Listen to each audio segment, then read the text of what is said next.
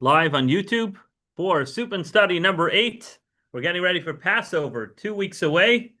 And tonight we're going to be talking about Dayenu. But before we talk about it, we have to sing it.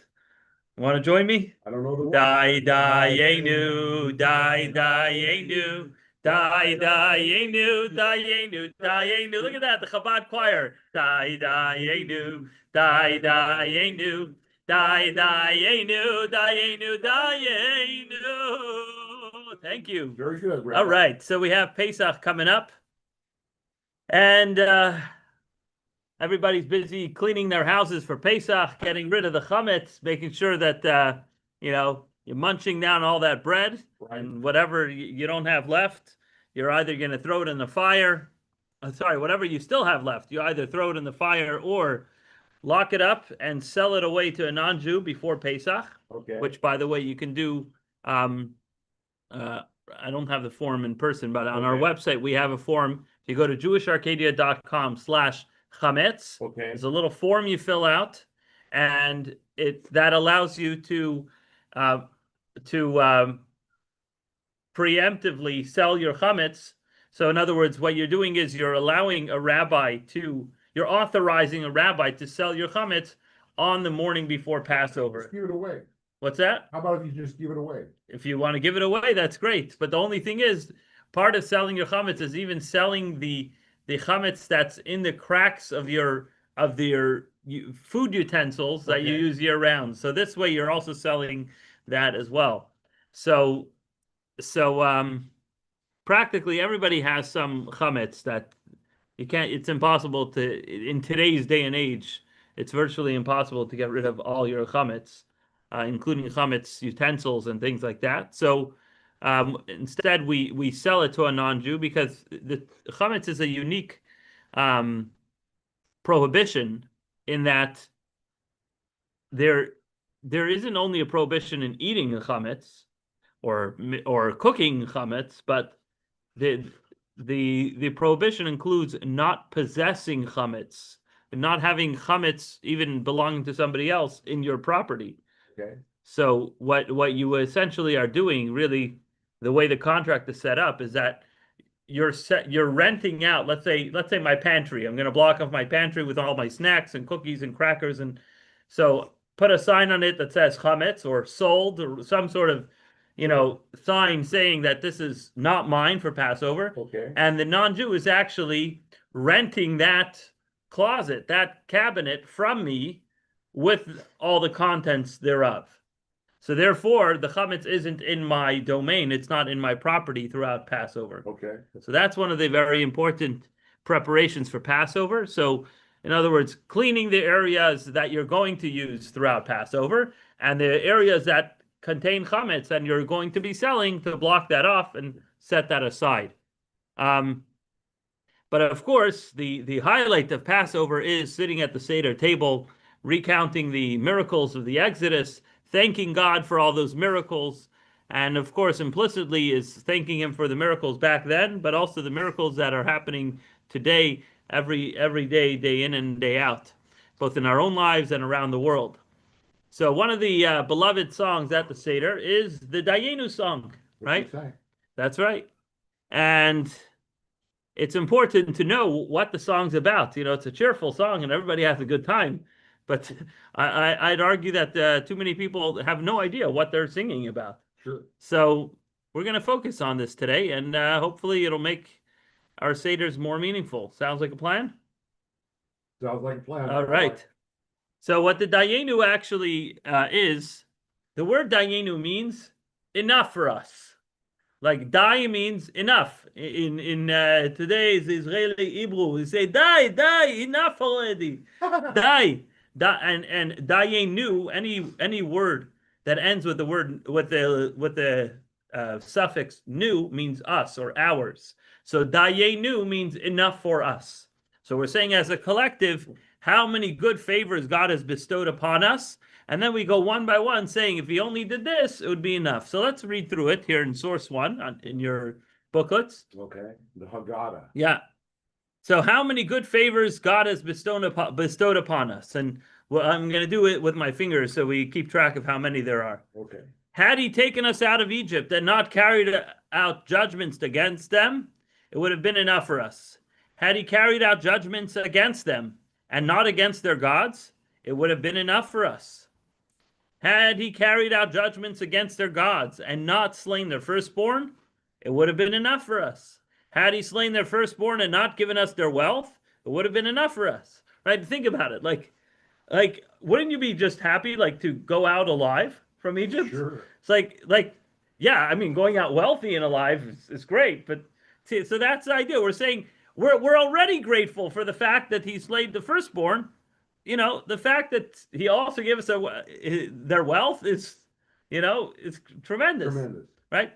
And then he continues, had he given us their wealth and not split the sea for us, it would have been enough for us. Had he split the sea for us and not let us through it on dry land, it would have been enough for us, right? It could have been muddy, but at least we made it to the other side. Absolutely.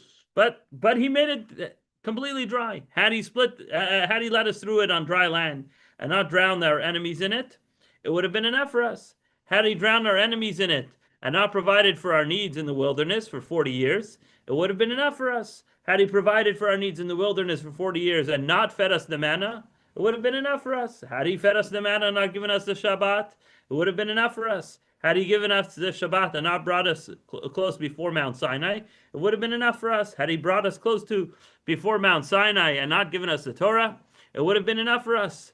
Had he given us the Torah and not brought us into the land of Israel, it would have been enough for us. Had he brought us into the land of Israel and not built for us the Beis Hamikdash, it would have been enough for us.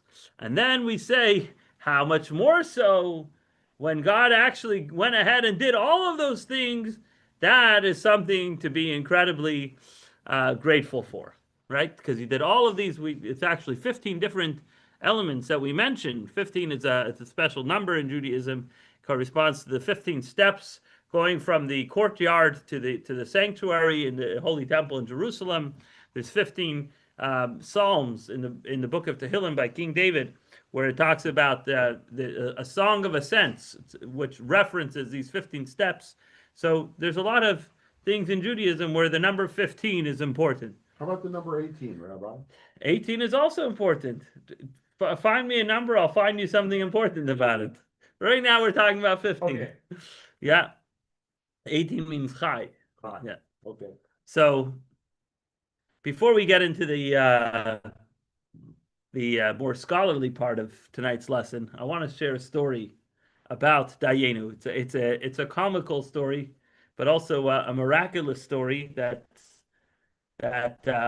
inspires trust in God. Are we on tape So- two, Rabbi? Yeah, but the story is not in your booklet, so Okay. just have a listen. Sure. So many years ago, in a faraway land, there lived a Jewish merchant. His name was Avraham Amitai. And he traded in jewelry, precious stones, pearls, and he had a great reputation as an honest, fair, upstanding businessman. But what he was most famous for was the countless acts of kindness and generosity he performed for the poor and the needy. And his home was always open to everyone in distress, and no one ever left hungry or lacking any necessities. And especially when it came around the Jewish holidays, which the bills can pile up before the holidays, especially when you read the Code of Jewish Law that says children need to get sweets for the holidays, women need to get new clothing and new jewelry, men need fine wine and nice meat. It gets expensive. And so in order to make everyone happy for the holidays, he would really splurge and give generously. Because the way he felt was he couldn't enjoy the holiday himself if there was another Jew in town who was lacking matzah, meat, wine, or something that was necessary to celebrate the holiday. So he did what he could to prevent any such lack. And especially when it came to Passover, over all other holidays, which is bar none the most expensive Jewish holiday. You have to get wine for the 4 cups of wine, 2 nights, and throughout the days of Passover, and matzah and all the other ingredients, new dishes, and it's expensive. And so he really would spend not just a lot of money, but he would spend a lot of time giving of of himself and of his finances generously to the community. Um, but unfortunately, time came when his luck was not exactly the way it used to be.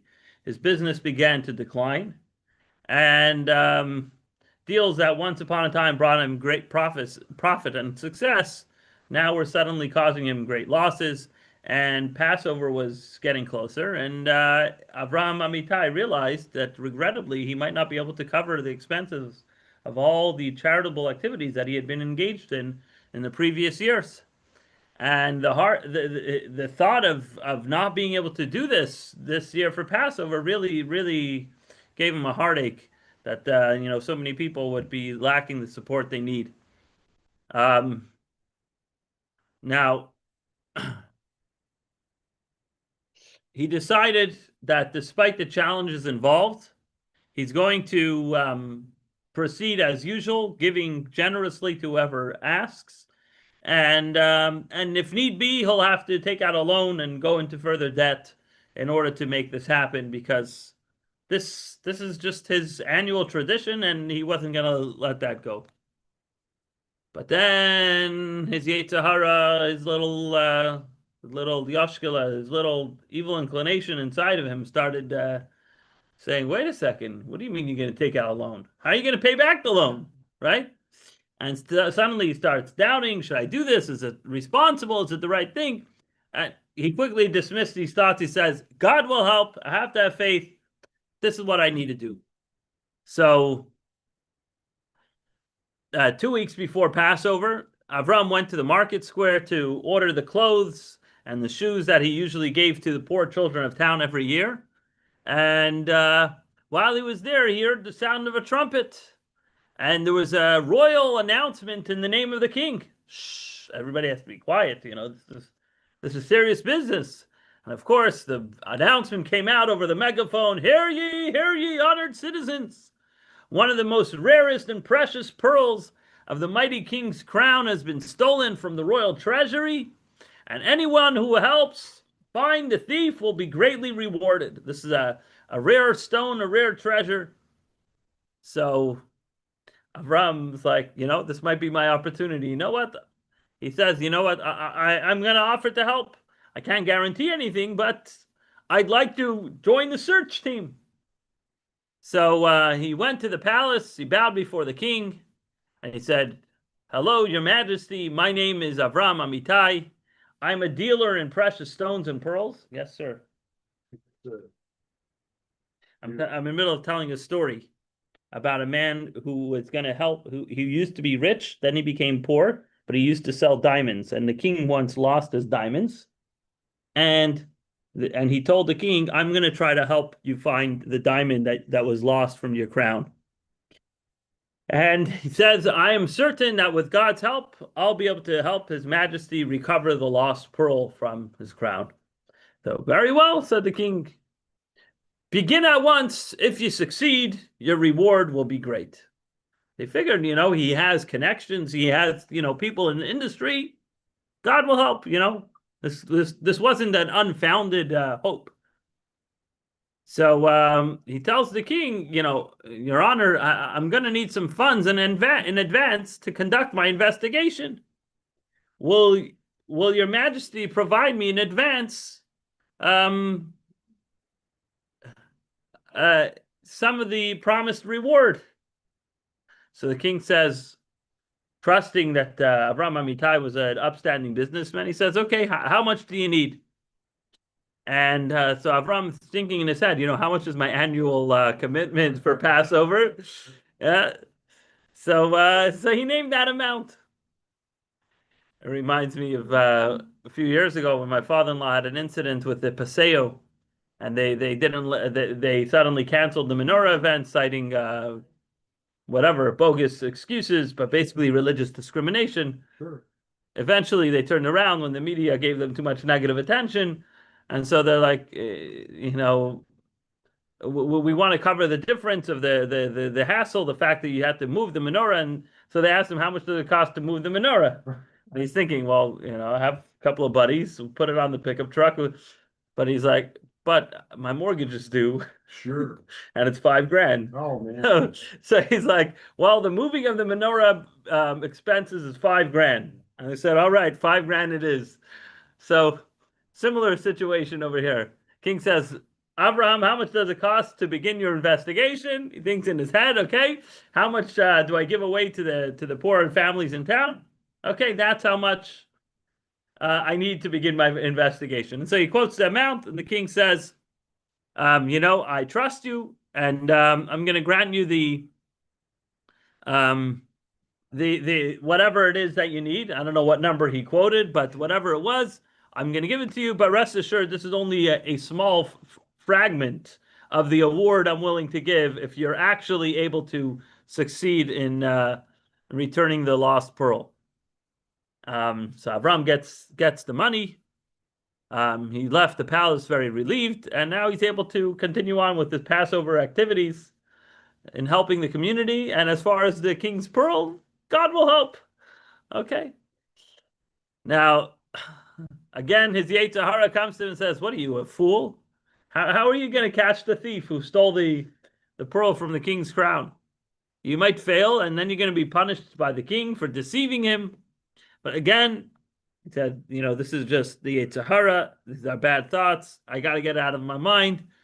I have to help people, and this is my way to help people. And I will do my best to get the king what he's looking for.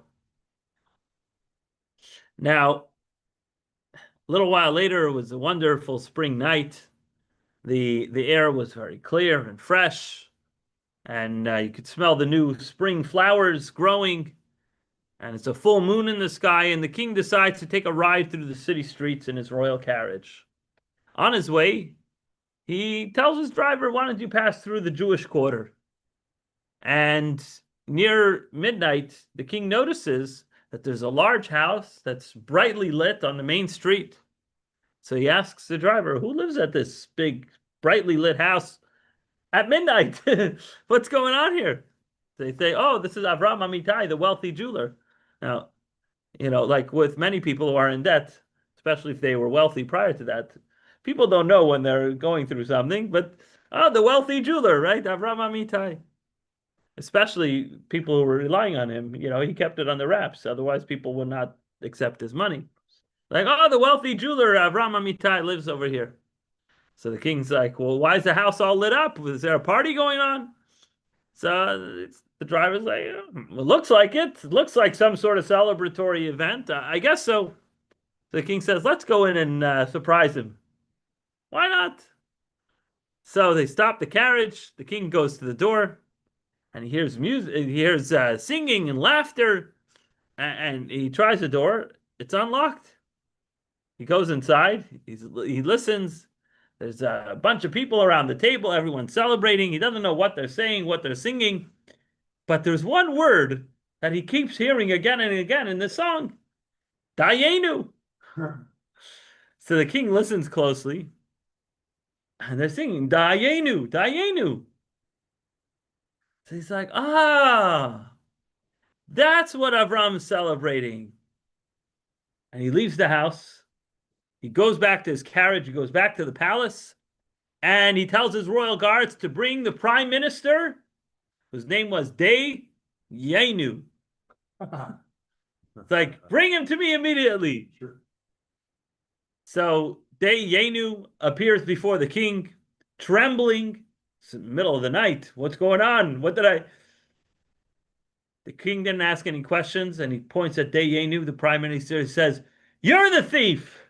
You stole the pearl, the crown pearl. Bring it back to me immediately, or I'm going to execute you. Dayenu falls at the king's feet, asking for mercy. He says, Your Majesty, I don't know what came over me. I couldn't resist the temptation. For my wife, I won't do it again. He runs to bring back the pearl. And he pulls out the pearl from his robe right then and there. So the king says, oh boy, this is really the thief. So he takes the pearl, he tells his guards, Take this guy away, put him in prison till they figure out what he really deserves. The next morning, the king sends his carriage to summon Avram Amitai to the palace. The carriage comes back, nobody there.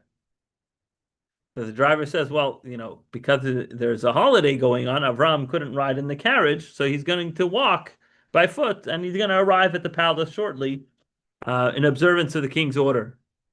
So Avram walks to the palace, and he's like, Your Honor, what can I do for you? Why are you calling me today? What happened? Um, and he's thinking to himself, maybe the king's upset at him that the thief wasn't caught yet, and you know, but but but but, but then why was the royal carriage sent to pick him up? Send the squad car, not the royal carriage. I'm a little confused over here. So he all these thoughts are racing to his head, but he again resolves, I'm going to trust in God, do what I need to do. The king asked me to come. I'm going to come. And I'm confident that on this day of our day of liberation, a day of our freedom, nothing bad is going to happen to me. It's Pesach. So with that thought, he walked towards the palace. The king greeted him warmly and said, I called you here to tell you that the crown jewel is now in my possession. The thief confessed. He's awaiting judgment. And I thank you, Abraham, for your great investigative work. And I'm ready to give you your share of the reward for finding the thief. Abraham was looking at the king like, I don't know if you had a bad dream last night. Like, I don't know what you're talking about. So the king says, I'm sure you're wondering how I discovered the thief before you had a chance to report it to me. So the king says, let me tell you a small secret. And says, last night I actually visited your house. And I knew you were celebrating the discovery of the theft, and that you figured out the thief's identity, and that you're celebrating that you're going to get this prize from me, and that you probably couldn't imagine that the thief was going to be the Prime Minister Dayenu, and that's what you were celebrating and singing at your table over there at midnight. Avram's like, now it all makes sense. He says, so the king is thinking that this was like Avram's great intelligent work, finding the prime minister, Dayenu, to be the guilty one. But he just never had a chance to tell the king. Avram's realizing this was all God orchestrating this from the get-go. I mean, I didn't know anything about anything. I was just innocently celebrating Passover, singing Dayenu. So the king asks Avram, what are you thinking? What do you have to say about this? So Avram spilled the beans. He said, Your Majesty, I have to be honest. It was not my investigation that revealed the thief. All you heard was part of the Passover Haggadah, the ceremony that Jews sing on Passover night. And it has nothing to do with thieves, but just celebrating God's miracles for the Jewish people. And each verse is saying Dayenu, that if God had only done this and nothing else, that would have been enough. So the king's like, oh, so the word I heard was Hebrew, Dayenu. I thought you were referring to my prime minister, Dayenu. So Avram says, yeah, you're right. And I doubt really the reward that you promised is deserving to me. I didn't do anything. I didn't do any investigation. I barely got anything done. I don't deserve the reward. It was divine providence that revealed the thief to you, not me. So the king says, wow, and you're a humble man too. Then you really deserve the reward. If God chose you to be the agent that I should be able to recover my crown pearl, then it's clear that you deserve the reward. And I'm going to send 2 sacks of gold coins to your house. And I'm also going to give you a new position as a court jeweler. And you're going to be responsible for all the jewels and precious stones owned by the royal family. And he's like, but for now, go home, celebrate your holiday, continue to celebrate. But you have to come back to me after the festival because I have very important matters to discuss with you. So he got his reward. He went back home, and of course, he was no longer in debt. He was no longer poor. He was able to continue on his annual Passover tradition of supporting the community, thanks to the great um, capital that he just got with those 2 sacks of gold coins. You don't want the soup? Okay, just leave it there, and you can go to bed now. Okay? Beautiful. So now let's get back to the actual Dayenu. So the Avudraham explains, is one of the commentaries on the Haggadah. He explains a few of the passages that might seem a little confusing. So let's take them one by one. You'll notice that they're highlighted in bold where it's quoting it, and then he gives his commentary bit by bit. So let's take this one thing at a time. Source 2 over here. Source 2, where? Okay. Next page. Where are we? In here? On the backside? There, yeah. Had he taken us out of Egypt and not carried out judgments against them, Dayenu. So the Avudraham explains, this doesn't mean that God would have not carried out any judgments at all, for he had already promised Abraham judgment against those who enslave the Jews. Right? He says, I'm going to judge those people who enslave your children. Rather, it means, had he not carried out all the judgments on every Egyptian, only on some, that would have been Dayenu. But yet, God punished all of them. Next, had he not given us their wealth, Dayenu. This doesn't refer to the spoils of Egypt, which had already been promised to Abraham. Rather, it refers to the spoils taken from the sea. So you see, no pun intended there. God told Abraham that the Jews will leave Egypt with a great wealth. Now and they did that. They went to the Egyptians and said, hand over your jewelry, and they're like, okay, sure, just leave, and they just emptied out lots and lots of jewelry and gold and precious metals. But then, after the Egyptians chased after the Jews and ended up sinking in the Red Sea, all of they actually adorned their horses with all sorts of jewelry and fancy, expensive stuff. And all of that jewelry came off the horses and landed at the seashore, perfectly placed for the Jews to go, like when you take kids to the beach and they look for seashells. Right. So this was a little bit more than that. And the Jews went and picked up all this wealth. So that's what he's saying. It's referring to the spoils taken from the sea. Next, had he not split the sea for us, Dayenu, God could have saved us in some other way, enabling us to continue on our path, right? There's so many ways that we could have been saved from the Egyptians chasing us without this blatant miracle of splitting the sea. Had he not led us through it on dry land, Dayenu, meaning God could have led us through shallow water or a little mud.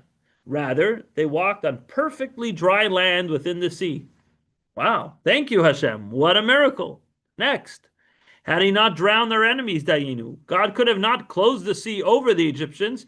He could have simply made them turn around, right? He could have made the water close up before they went in, and they would have been like, no, let's do a 180 and go the other way. But instead, he lured them in to be in middle of the dry ocean, and that's when the water is closed on them. Next, had he not provided for our needs in the wilderness for 40 years, Dayenu, by the way, we're learning Torah, so. Okay. Too hot. Had he not provided for our needs in the wilderness for 40 years, Dayenu, even though we had livestock, he provided us with meat. Even though we had wealth and could buy what we needed from neighboring nations, he still sustained us. Next one. Had he brought us close before Mount Sinai, Dayenu. What's that? To show us his honor. Next. Had he not given us the Torah, Dayenu. Okay, now this is a tough one. It's like, I understand being grateful. I understand not taking things for granted, but what would we be without the Torah? Hold on a second. Wasn't the whole point of us leaving Egypt so that we can get the Torah? Wasn't like the whole point of creating the world so that we should be able to study the Torah and observe its commandments? Why are we saying, hey, God, if you just like change your mind and flip-flopped on that one and just said like, oh, actually no Torah for you guys, that's fine. Like, really? So let's see what Davud Ram explains. Had he not given us the Torah Dayenu, the Ten Commandments could have been delivered through Moses rather than directly from God.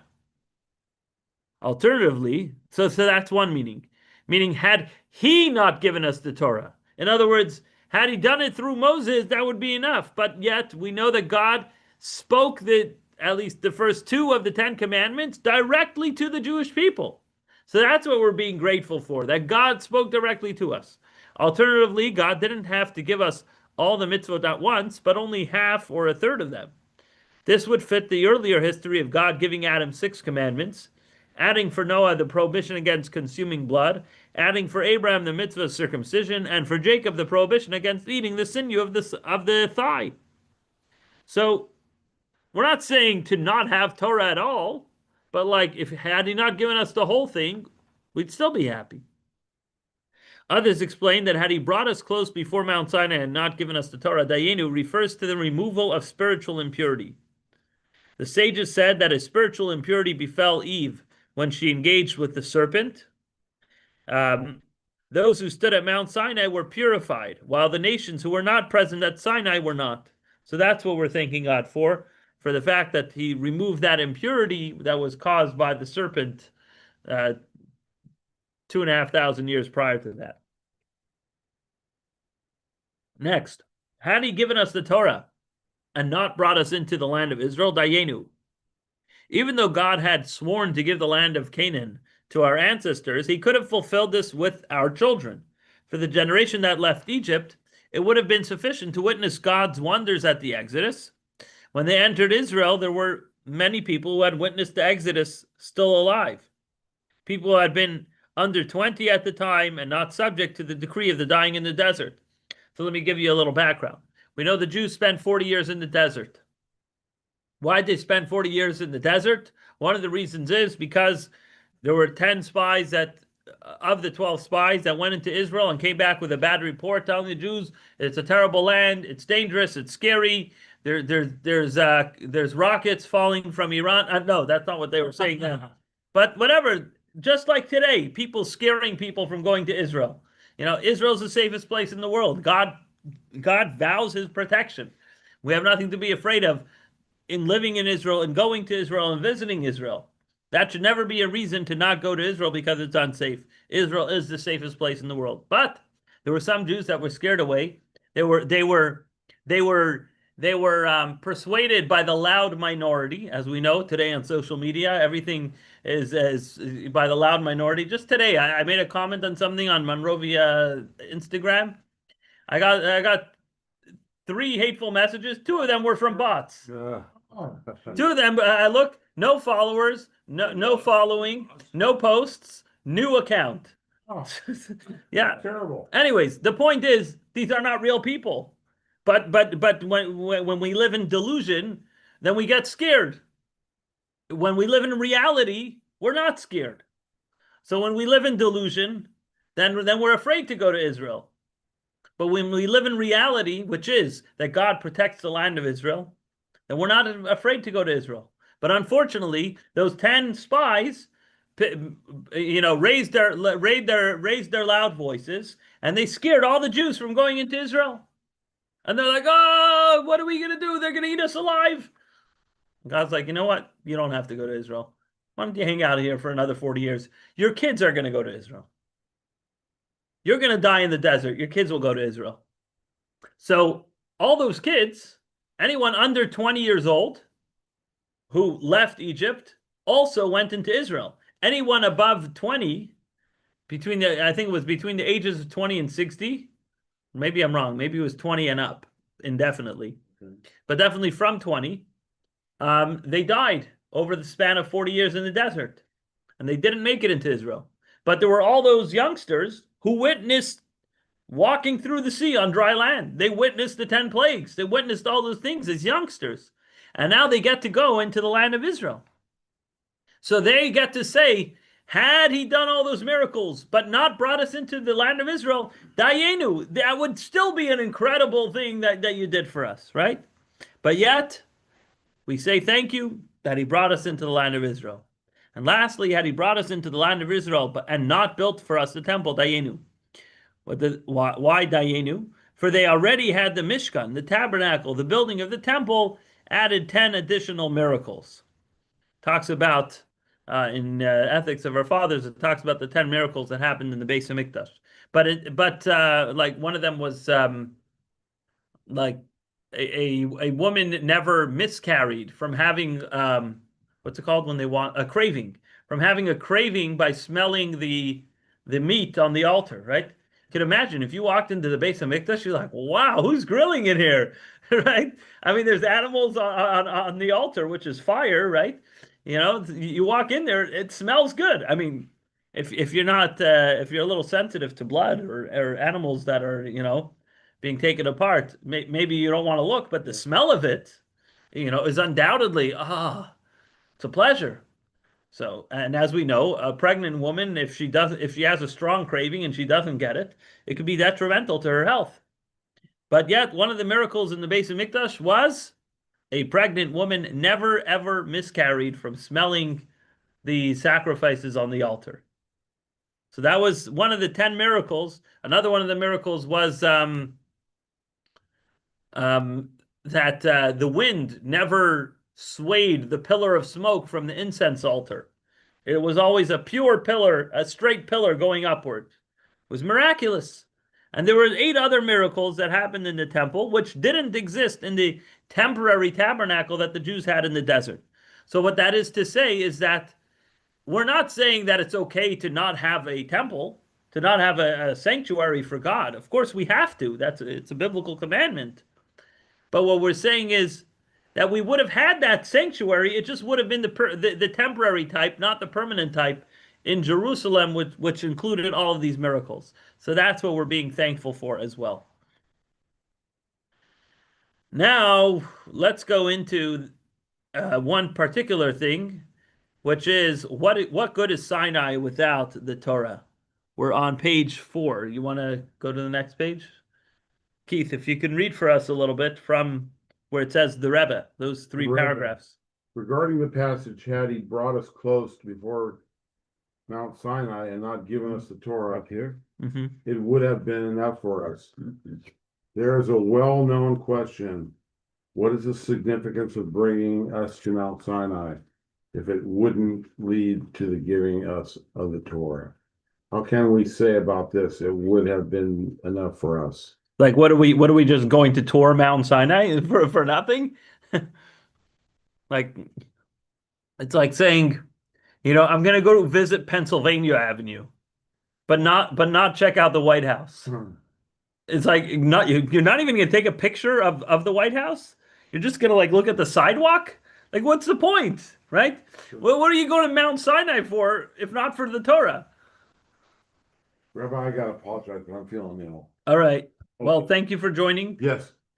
Thank you. I'll continue, and you can watch on YouTube on your way home. Albert, everything will work out, buddy. Okay, thanks. It's a pleasure meeting you. Okay, nice seeing you again, all right? Yes.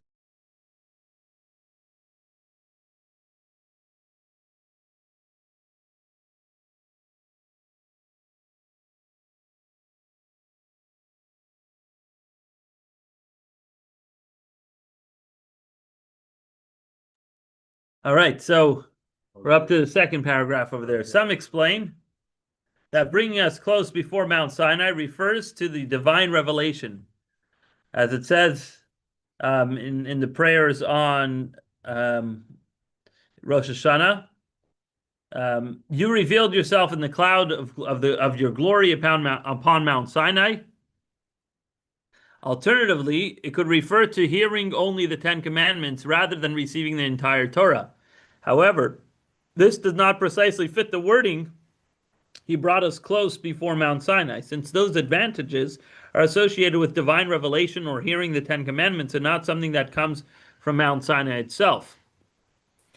This is especially true considering that he brought us close before Mount Sinai occurred 5 or 6 days before the divine revelation and the giving of the Ten Commandments, as the Jewish people arrived at the Sinai desert on the first day of the month of Sivan. Um, so, why are the miracles presented in negative form? That's another question the Rebbe has over here, right? Why are we saying, if you didn't do this, it would still be enough? Why don't we just say, hey, God, look, you did this. Thank you. Oh, and you did that. Thank you for that too. And you did that too. Fantastic. Thank you once again. Why are we doing it in this negative way of saying it? You understand the question? It's a little bit of an unusual way to say thank you, right?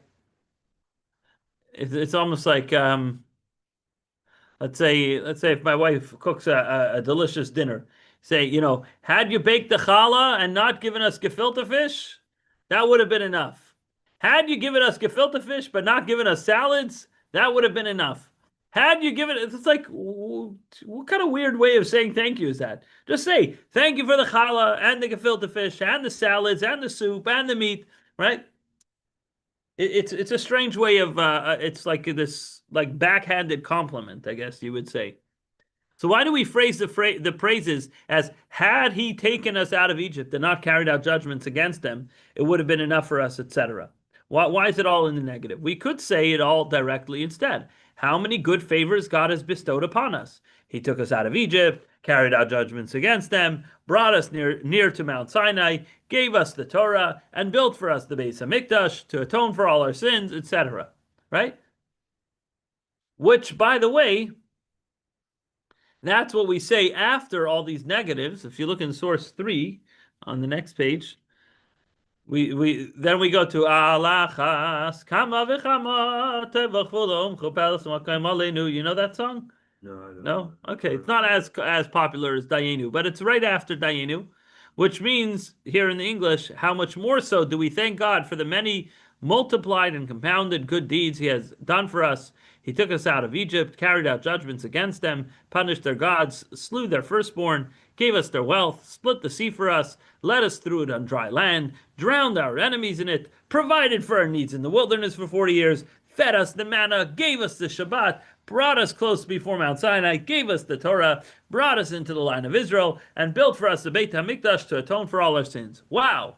That is so much goodness to be thankful for, right? But why do we say it all in the negative way? That's the question we're trying to answer. So the Rebbe says like this. Would you like to read a little bit? Okay. Go ahead. The Rebbe, the explanation is as follows. Every idea mentioned in the Torah represents a reality that exists eternally. Since the Torah mentions the time and the state of he brought us close before Mount Sinai before he gave us the Torah, this means that even after the Torah was given, the state of he brought us close before Mount Sinai continues to exist in an eternal way. This idea is emphasized in the words of the Haggadah. He brought us close before Mount Sinai and not given us the Torah, it would have been enough for us. So in other words, going to Mount Sinai does have merit on its own standing, even without having gotten the Torah. Keep reading. Okay, if we would say only how many good favors God has bestowed upon us, he brought us close before Mount Sinai and gave us the Torah. The implication would be that these are two matters that occurred together or one after the other, but this wording would not emphasize that even today the concept of he brought us close before to Mount Sinai stands independently as a distinct matter. Therefore, the Haggadah first says, had he brought us close before Mount Sinai and not given us the Torah, it would have been enough for us. This teaches that bringing us close before Mount Sinai is itself something for which thanks must be given. From this, it is clear that even after God gave us the Torah, the state of he brought us close before Mount Sinai continues to exist, since every idea in the Torah is eternal. Okay, so in other words, it's not just that the getting to Mount Sinai is just a prerequisite or a way to get to the giving of the Torah, but today, 3,000 plus years later, the fact that we got to Mount Sinai is somewhat irrelevant, or not as relevant as the fact that we got the Torah. That's why we do say, thank you for bringing us to Mount Sinai, to give it its own merit in and of itself. What that is, we're going to explain further momentarily. So the Rebbe explains here further. To explain further, Mount Sinai has several other names as well, such as the Mountain of God, a name better suited to Torah, Mount Horeb, and more. The Talmud says, why is it called Mount Sinai or Sinai? Because hatred, which is Sinah in Hebrew. So you hear the similarity, Sinai. Ansina in Turkish means like this. Ansina like this. It means what? Ansina like this. It means like this. Oh, Ansina. Like okay. This. But Sinai in Hebrew is etymologically related, meaning it has the same root word as Sinah, which means hatred, because that's when hatred entered the world. The nation, because hatred of the nations of the world descended there. So in other words,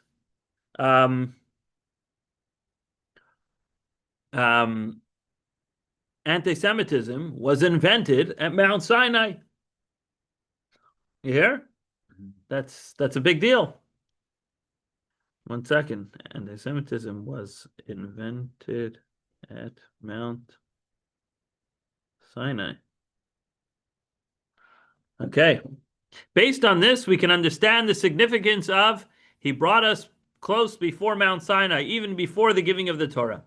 This teaches that we should not think or try to convince ourselves that it is possible to pursue worldly desires and at the same time be a Torah scholar by studying the revealed dimensions of Torah as well as its inner teachings. Rather, we must first achieve the state of he brought us close before Mount Sinai, Sinah, by developing a feeling of hatred towards materialism. Whoa, this is very strong words. This is a very deep-seated Hasidic value, which is that we despise anything that is contrary to us serving God, right? That was the line that you're allowed to consume ice cream, but you can't allow ice cream to consume you. It's a good line, no? Yeah. Then that's really where this stems from, because in Hasidic philosophy and ideology, we shun materialistic indulgence, right? So we don't want to eat ice cream. Why? Because eating too much ice cream may cause the ice cream to consume you, right? You might get so involved in materialism that takes over your life. Some people, they're like, I'm into, I don't know, name a hobby, a random hobby. Flying paper airplanes. Flying paper airplanes, perfect example.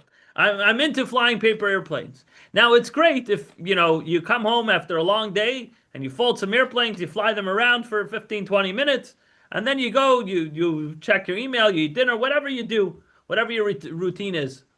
Fine, not a problem. But if you're going to allow that to take over your life, that you just wake up in the morning and you have appointments and you're like, no, I have to make another paper airplane. Now you have a problem. Now you're allowing materialism to take over your life. So in order to become a true, full-blown Torah scholar, you cannot be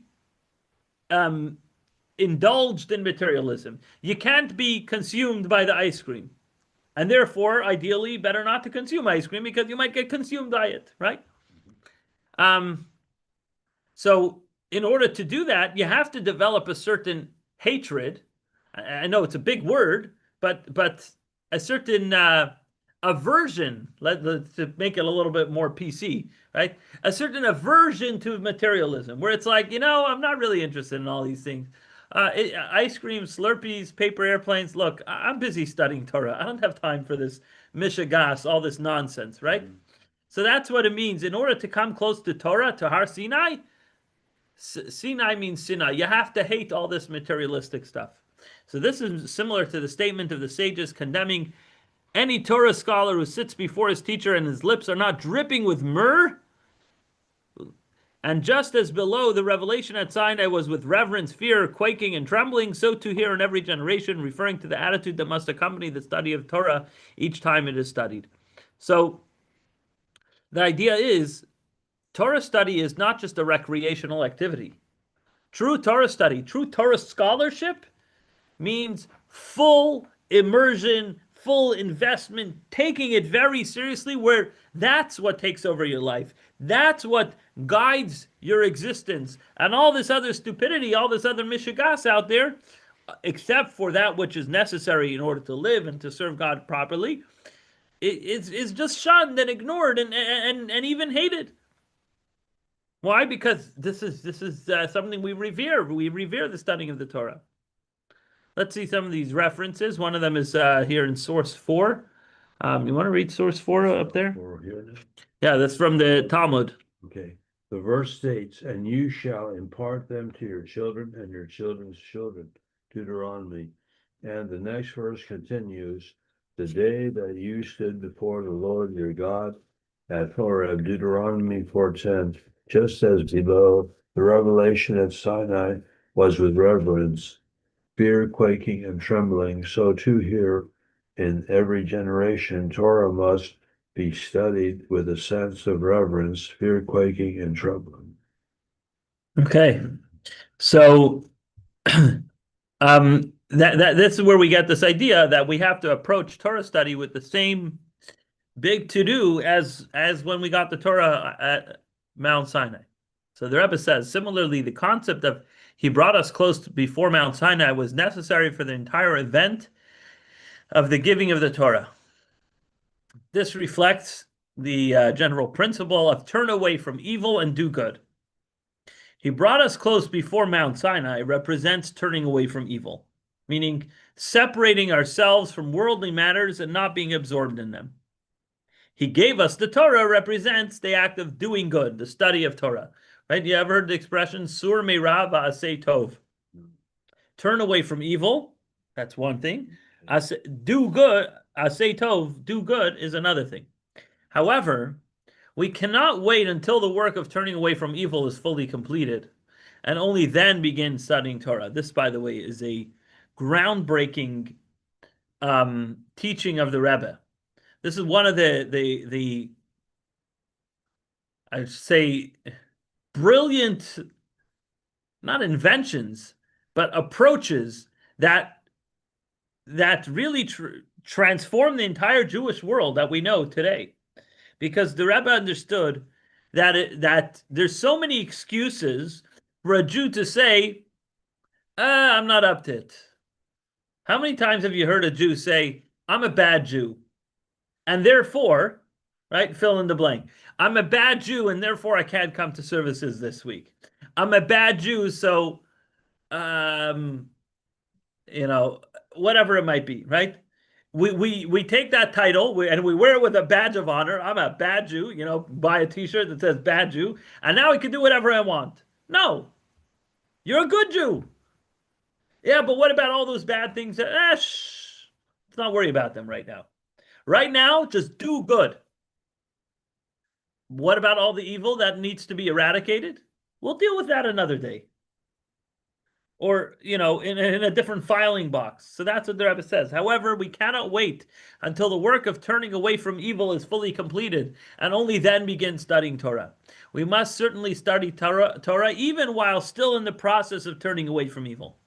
But we must know that proper Torah study comes only after the prior step of turning away from evil, which is the concept of he brought us close before Mount Sinai. So on the one hand, don't let your status of how you view yourself, mostly incorrectly as a bad Jew, but go ahead and study Torah. At the same time, it's not completely incorrect that person has things that need fixing. So what he's saying is that fixing will help you actually achieve another level in Torah study. The Rebbe continues to say, we should not think, I'm at the top of this page, I think. Yeah, we should not think that he brought us close before Mount Sinai is only a secondary matter, and that the main thing is simply to study Torah. That is why the Haggadah emphasizes he brought us close before Mount Sinai. It would have been enough for us. This means that that special praise and thanks must be given to God specifically for bringing us near to Mount Sinai, using the name Mount Sinai and bringing us close before it. This clarifies for us that this is an essential matter. Afterwards, however, actual study of Torah must follow, as the passage continues, and he gave us the Torah. This eventually leads to the conclusion of the passage, and built for us the Beit HaMikdash to atone for all our sins. We then reach the many multiplied and compounded good deeds God has done for us. They are called multiplied and compounded. That's what we say in the Haggadah. Kfula u'mechupelas, multiplied and compounded. Because even after God gave us the Torah, the state of he brought us close to before Mount Sinai continues to exist eternally. The verse states, as in the days of your going out from the land of Egypt, I will show you wonders, referring to the future redemption through the righteous Mashiach, who will build the temple in its place and gather the dispersed of the Jewish people, bringing the true and complete redemption very soon. Amen. And just one more thought before we end off. Speaking of Jewish unity, this is in another public address, the one we just studied with from 1971.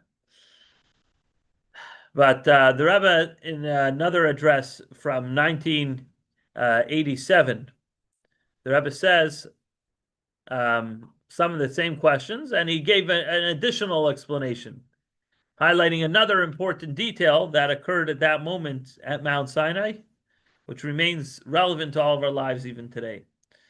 The Rebbe says like this: we say in the Haggadah, had he brought us close before Mount Sinai and not given us the Torah, it would have been enough for us. It is therefore clear that the very fact of he brought us close before Mount Sinai, even without the giving of the Torah, was considered so lofty and important.